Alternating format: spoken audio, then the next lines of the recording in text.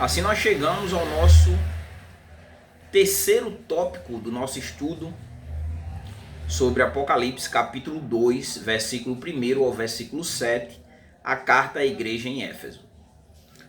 Já trabalhamos dois tópicos, né? Cristo no meio da sua igreja, versículo 1, e as virtudes da igreja de Éfeso, versículo 2 e 3. Já fizemos a leitura e a exposição. Agora eu quero me concentrar com vocês nesse terceiro tópico. Nós vamos ver uma repreensão à igreja de Éfeso e o porquê dessa repreensão. Nós vamos analisar aqui o verso 4, vou fazer a leitura e em seguida vou fazer a exposição desse versículo. É um versículo pequeno. Depois vou fazer mais duas aplicações. Lembrando que os nossos estudos aqui sempre têm o intuito de fazer você que é cristão, ou quando é um estudo sobre outra religião, o conhecimento religioso, e quando é cristianismo, trazer lições para o cristão, né? De uma forma geral, de um modo geral, levando ele a uma compreensão do que é o cristianismo e de como vivenciá-lo de acordo com a palavra de Deus ou de acordo com a vontade do próprio Deus escrito na revelação, que é as escrituras sagradas. Então vamos lá, vamos fazer a leitura do verso 4 e em seguida a exposição. O texto diz assim, a minha versão é a Almeida século 21, o texto diz o seguinte: tenho contra ti, porém, o fato de que deixaste o teu primeiro amor. Nós já vimos na parte anterior, né, as virtudes, né? O texto diz: conheço tuas obras, né, teu trabalho, tua perseverança, né? E nós estudamos esse verso, o verso 2 e o verso 3, parte por parte do versículo, na parte anterior, o vídeo anterior. Então volta aí, se você está pegando apenas desse vídeo, volta e vai ver o que nós estudamos no verso 2 e 3. Mas aqui no verso 4, você vai ver, logo na primeira parte, ele diz assim, o texto diz o seguinte, na primeira parte do verso 4, o texto diz: tenho contra ti. Aqui nós observamos uma repreensão direta. Enquanto no verso 2 e 3 Cristo elogiou a igreja de Éfeso, nós vemos esse elogio, agora ele vai revelar então uma falha da igreja de Éfeso e que muitas vezes ela está presente no cotidiano, na vida de muitos cristãos no decorrer do tempo, né? Após aceitarem a Jesus como Salvador, e depois de um tempo nós vamos ver que acontece exatamente o que aconteceu aqui com a igreja em Éfeso. O texto diz o seguinte ainda, na continuação. Primeiro nós vimos, né, tenho contra ti. Agora o texto diz assim, porém, né, o texto diz, porém, o fato de que deixaste o teu primeiro amor, né? Então, o que ele tem? Qual é a observação aqui? Né? Começando por logo no começo dessa parte, o texto diz assim: deixaste, né? O que implicaria então deixaste, né? Seria aqui de uma forma implícita, né? O abandono voluntário foi algo escolhido, uma decisão tomada com consciência, né? Então, um abandono voluntário, né? A igreja em si, ela esfriou em sua devoção, né? Então deixaste de forma consciente. E o texto traz aqui também o que eles deixaram, né? Logo no começo nós vimos que ele diz: tenho contra ti, porém, e aí o fato de deixaste de forma consciente. Agora, o que eles deixaram então? Teu primeiro amor, que é o que nós vemos no verso 4. E aí vem um questionamento que nós precisamos fazer para entender o texto, para nos aprofundarmos, né? O que significaria então o primeiro amor? O que seria o primeiro amor aqui no contexto do texto, né? Traz aqui, né, a compreensão de que o primeiro amor é o amor inicial por Cristo, né? Aquele amor, né, que tem algumas características quando um cristão ele aceita Jesus como Salvador. Ele traz em si algumas características, né, que podem trazer a compreensão do que seria o primeiro amor. Por exemplo, um cristão quando alguém aceita Jesus, ele é fervoroso, né? Ele quer participar de todos os trabalhos da igreja, quer participar ali de forma direta dos ministérios, ele quer ter uma vida ativa na igreja, e ele tem, né, durante um bom período, até que ele, muitas vezes, aconteça o que aconteceu aqui com a igreja em Éfeso, né, que eles perderam esse primeiro amor. Então, as características são exatamente essas. Primeiro, é o fervor, né, é fervoroso, né, a igreja ela era fervorosa, né, a questão da pureza, da santidade, né, a preocupação de que se Deus está ou não se agradando da maneira como você vive, da maneira como se Deus está se agradando da sua vida, né? Como também a paixão por Cristo, de querer compartilhar essa paixão, esse amor que você tem por Jesus, né? E um outro ponto ainda dentro das características do primeiro amor é a prioridade. Cristo é a prioridade principal, né? Então, podemos dizer que seria essas características do primeiro amor, né? E aí, existem alguns sentidos possíveis, né? Para esse primeiro amor. Alguns sentidos do texto, alguns sentidos de forma abrangente dentro do seu contexto, né? Por exemplo, um primeiro sentido possível é o amor por Cristo, como o amor intenso por Cristo, devoção pessoal, né?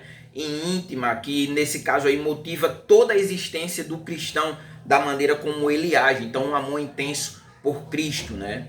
Amor pelos irmãos também, né? Esse primeiro amor vai incluir de forma bem enfática esse amor pelos irmãos, né? Uma comunhão intensa com os irmãos, buscar sempre estar em comunhão com os irmãos, né? Servir ali aos irmãos, servir a igreja com paixão, né?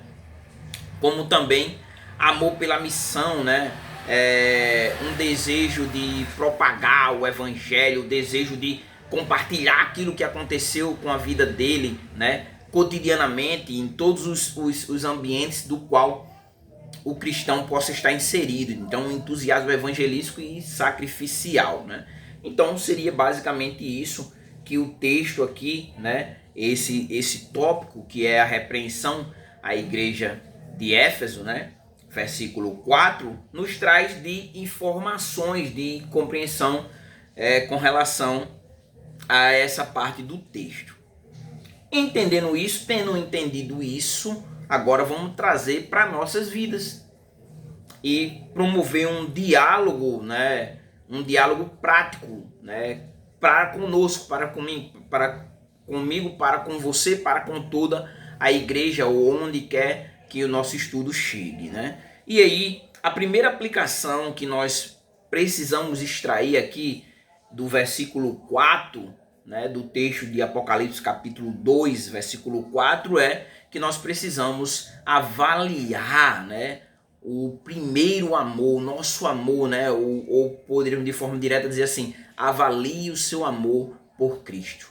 Agora você deve parar, né, diante da nossa aplicação e questionar o seu amor por Cristo. Qual lugar que Cristo hoje se encontra na sua vida, né? Qual o lugar que Deus ele tem em sua vida?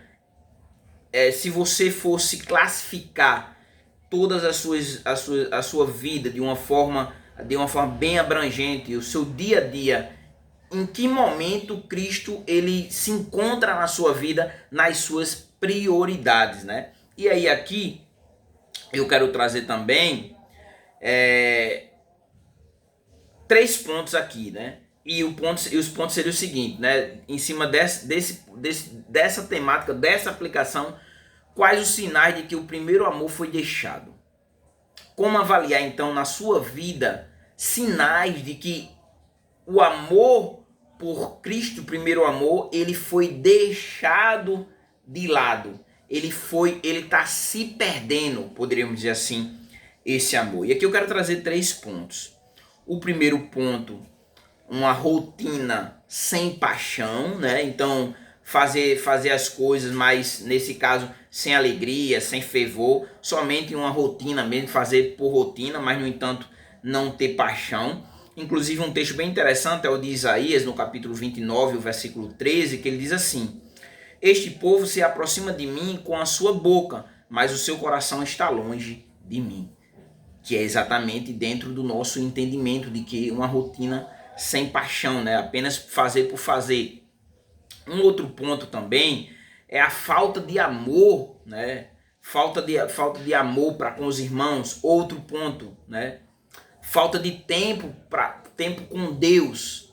Um outro ponto seria esse, né? Falta de tempo com Deus, né? Nesse caso aí, o relacionamento com Cristo, ele passa a ser negligenciado ou ficar em segundo plano. Não tem tanto desejo de ter esse momento, essa comunhão com o Senhor. Então falta de tempo com Deus, né? Que seria uma negligência a Cristo, negligência a essa comunhão para com Cristo. Em Tiago, no capítulo 4, o versículo 8, diz assim: achegai-vos a Deus e ele se achegará a vós, pecadores.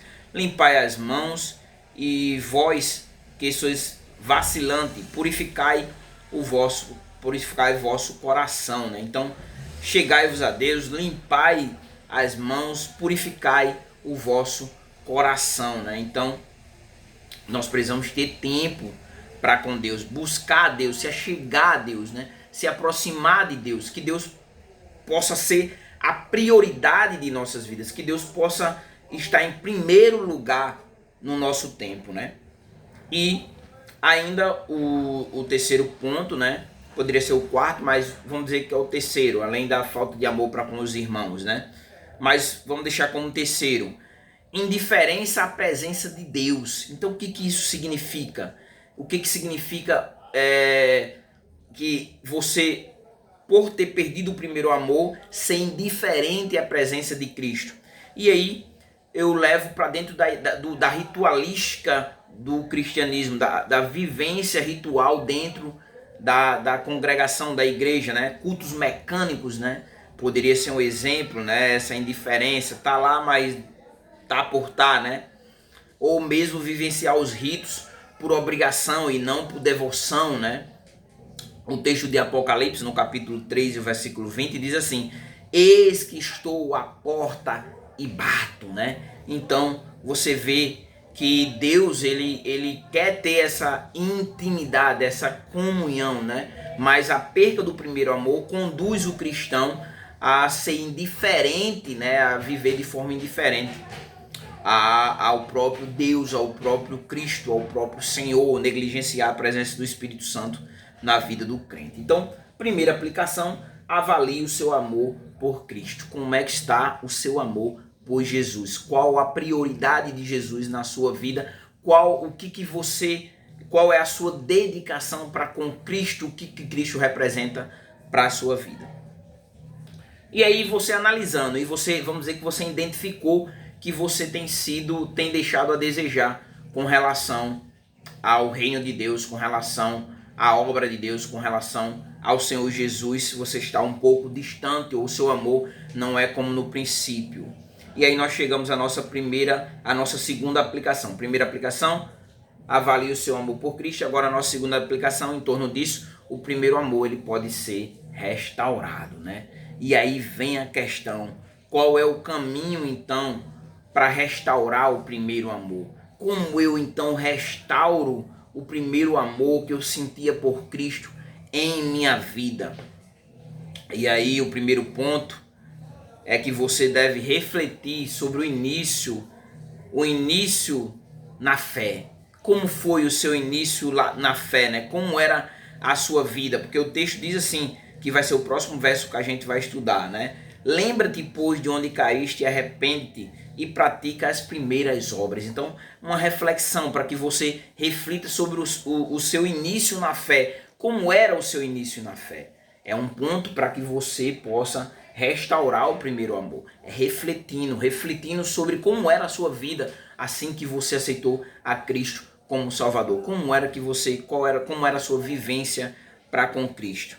E ainda nesse caminho da restauração, um outro ponto seria que você deve orar a Deus, né, e pedir a ajuda de Deus diante de que você percebeu que você tem sido um pouco negligente para com Deus, que você não tem a sua fé tem sido abalada, que você, sabe, vivencia o cristianismo, mas de uma forma superficial. Então, um caminho, ore, peça a ajuda a Deus para que esse primeiro amor possa ser restaurado.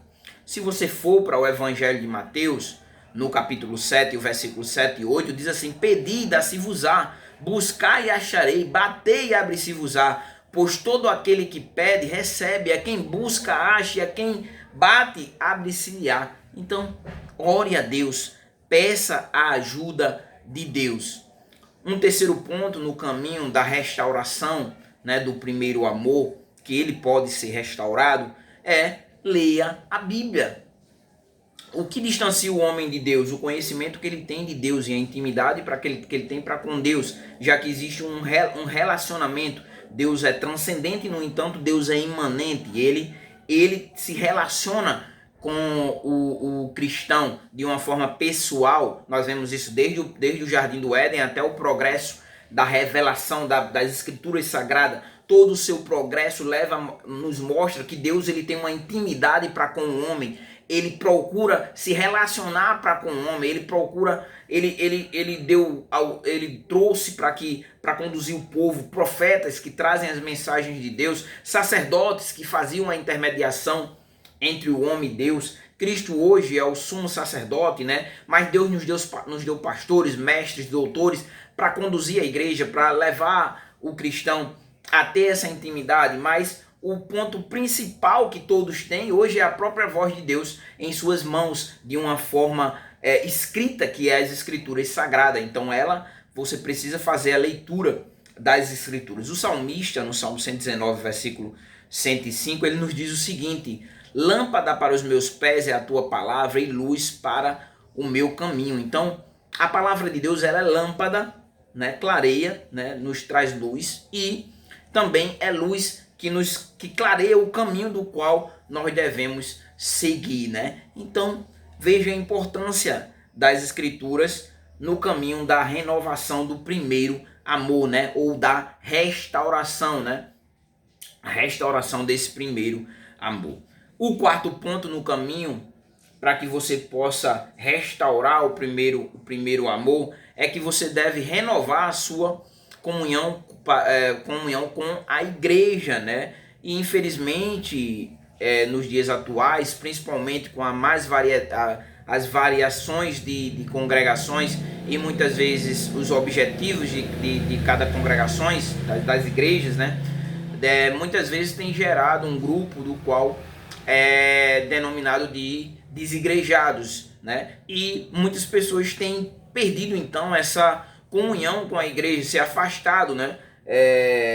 Por mais que ainda permaneçam a fé dentro deles, mas não querem mais saber da igreja. E a igreja ela é de extrema importância como um meio de graça de Deus para a nossa vida, do qual vai nos ajudar, né? Juntos somos mais fortes, sozinho acabamos ficando vulneráveis à ação do inimigo em nossas vidas. Então precisamos renovar a nossa comunhão para com a igreja, para que esse primeiro amor possa ser restaurado. No texto de Hebreus, o escritor aos Hebreus, no capítulo 10, o versículo 24 e 25, ele nos diz o seguinte: e consideremos-nos uns aos outros para nos estimularmos ao amor, veja só, e as boas obras, não abandonando a nossa congregação, como é costume de alguns, antes admoestando uns aos outros, e tanto mais quanto verdes que o dia se aproxima. Então aqui tem vários pontos que o verso nos faz refletir com relação à renovação da nossa comunhão para com a igreja, né? Nos estimularmos ao amor, às boas obras, né? Não devemos abandonar a congregação, devemos admoestar uns aos outros, né?